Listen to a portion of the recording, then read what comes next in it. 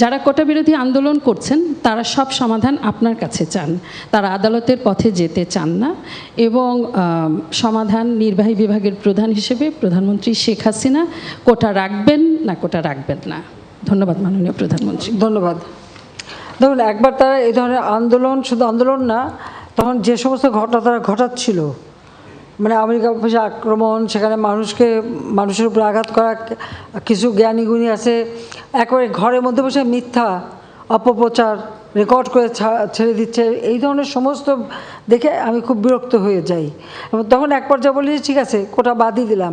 আমি দেওয়ার উদ্দেশ্যটা ছিল যে আগে দেখো কোটা বাদ দিলে কী অবস্থা হয়, এখন কী অবস্থা হয়েছে, বেশি দূর যাওয়া লাগবে না। এবারেই দেখেন ফরেন সার্ভিসে মাত্র 2 জন মেয়ে চান্স পেয়েছে এবার, আর পুলিশ সার্ভিসে মাত্র 4 জন মেয়ে চান্স পেয়েছে। নারীর অধিকারের কথা বলি, সব ধরনের ব্যবস্থা রেখেছি। মুক্তিযুদ্ধের পর জাতির পিতাই তো বিশেষ করে সেই নির্যাতিত নারী সহ নারীদের জন্য চাকরির ক্ষেত্রে 10% রেখেছিলেন, মুক্তিযোদ্ধাদের জন্য 30% রেখেছিলেন।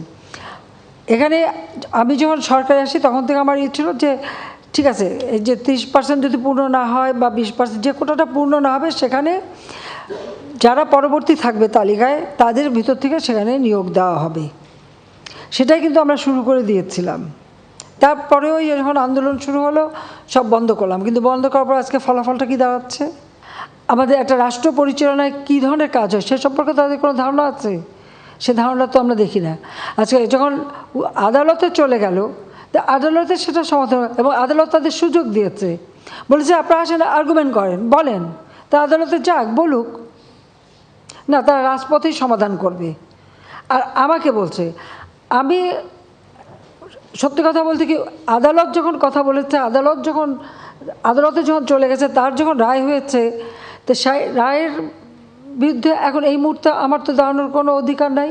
এটা তো আমার সংবিধানও বলে না, আমার পার্লামেন্টও বলে না, কার্যপ্রণালী বিধিও বলে না, কিছুই না।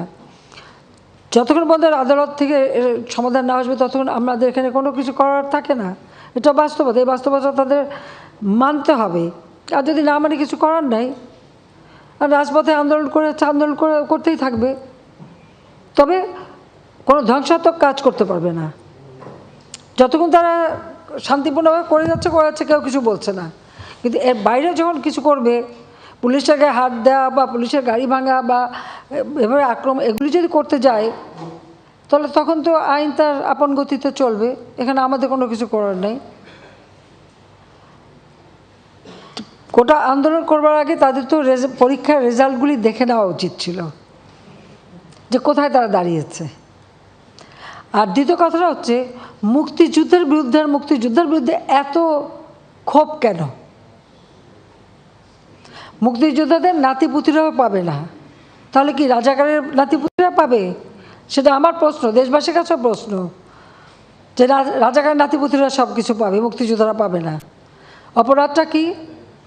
নিজের জীবন বাজি রেখে, নিজের পরিবার সংসার সব কিছু ফেলে দিয়ে যারা মুক্তিযুদ্ধে অংশগ্রহণ করেছিল, দিন রাত খেয়ে না খেয়ে, কাদা মাটি ভেঙে, রোদ বৃষ্টি ঝড় সব মোকাবেলা করে যুদ্ধ করে এই দেশে বিজয় এনে দিয়েছিল।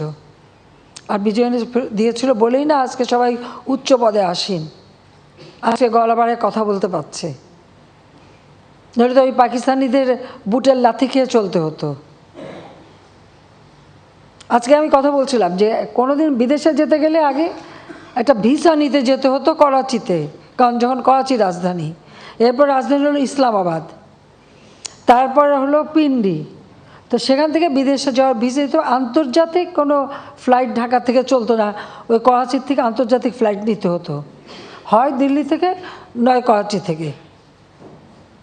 এই জায়গা থেকে কোনো আন্তর্জাতিক ফ্লাইট যেত না, এটা আমার নিজের অভিজ্ঞতা। জাতির পিতা মুক্তি পেলেন 69 সালে, এরপর আমি ইটালিতে গেলাম আবার স্বামীর সাথে কর্মস্থলে যাওয়ার জন্য। আমাকে করাচিতে যেয়ে 2 রাত থেকে ওখান থেকে ভিসা নিয়ে তারপর আমি আন্তর্জাতিক ফ্লাইট ধরতে পারলাম। এইটা ছিল আমাদের অবস্থাটা। তো এটা তো ওই ছেলেমেয়েরা তো ওটা দেখেনি, বা এখন যারা লাফাচ্ছে, এমনকি 15 বছর আগের বা 20 বছর আগে বাংলাদেশ সম্পর্কেও তারা বোধহয় জানে না।